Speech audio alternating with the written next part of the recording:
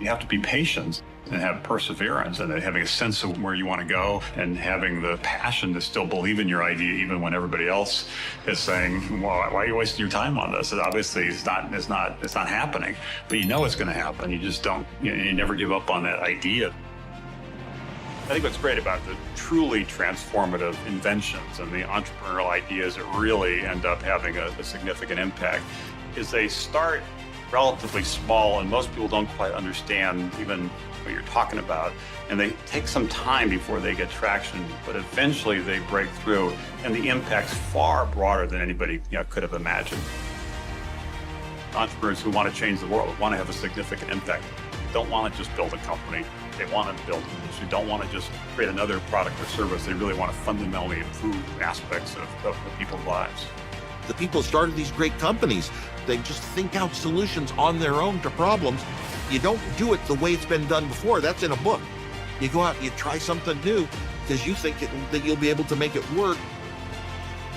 The great business icons, it's not that they were worth hundreds of millions or billions or trillions of dollars, is that they moved society forward. Whatever their motivations, whatever it was, they being here and their lust for success, for power, for money, for fame, moved us forward. Every great business leader I've ever met, in addition to being very smart, very driven, they have this, why not me? Screw it, I deserve it, let's go. And if you don't have that, you can't achieve greatness. With all the great entrepreneurs, it was a mix of believing in an idea, but they also recognized that they had to do some things to take that idea and make it real. It probably comes early in an entrepreneur's life where you realize you're willing to do things in the business world that other people aren't willing to do. Everybody has got ideas and everybody's got ambitions, but most people aren't willing to cross that line. And I think an entrepreneur that's successful, that's your nature. Wherever there's change, wherever there's uncertainty, there's opportunity. You have to be able to take risks. You can't have greatness in anything without putting it on the line. Otherwise, everybody would have it. If there was no apparent loss, if there was no chance of tremendous failure or tremendous setback, you can't have the upside. There is no success without risk-taking. And I think that is actually what distinguishes the captains of industry from others. You have to be smart, you have to have vision, you have to have all of these different things. But the most successful people are the people that had the right idea but never, ever quit or gave up. The people that really succeed in life are those that don't quit.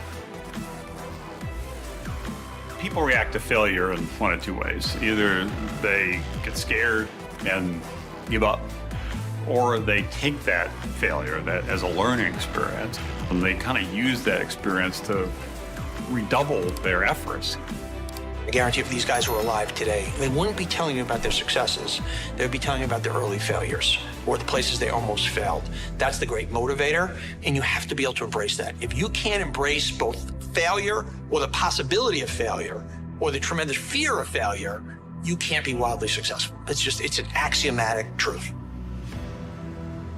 One striking thing about Carnegie, and this is true of the great entrepreneurs, they're willing to take risks. They're willing to roll the dice and bet, in later days, the whole corporation, or in this case, bet his career. Most people are too busy looking on the outside to really check what their barometers say inside.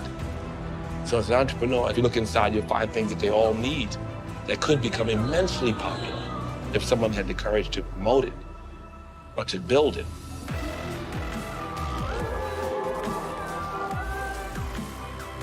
Every business has some uniqueness, either unique talent, unique product, unique capacity, and the trick is to find it and capitalize on it. We are always looking for the next innovation, the next niche, the next product improvement, the next service improvement. You're always trying to get better. He's looking into the future. He looks across the Mississippi and he sees a bridge. And he's able to see that future and then willing to have enough confidence in his vision to put everything he's got into it And he's willing to convince others that he knows what that future is going to be. When it finally does break through, it is sort of gratifying because you're starting to see the reality of what you always believed, that the vision you had that someday the world would be different is starting to move in that direction. If you're in a well-run company, competing against other well-run companies, you're coming up with ideas to jump them. You gotta be thinking, they might do this, I've gotta do this. Business, in the end, is understanding the playing field. Tell me who's on it, what their strengths are, what their weaknesses are, and what is your checkmate play to top them and nail them. And so you're always in that competitive game. You're looking at innovation. You're looking at leapfrogging, trying to get ahead of them. You're never complacent. You're semi-paranoid about what they're doing. That's what a game is all about.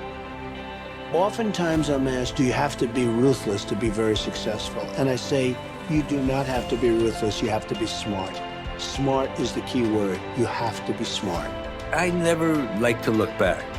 I'm a very forward-thinking person and a very positive-thinking person. And the transactions that I did or did not do, I very rarely have any remorse over a situation. I like to move on. All that matters is how big do you want to dream and how hard do you want to work.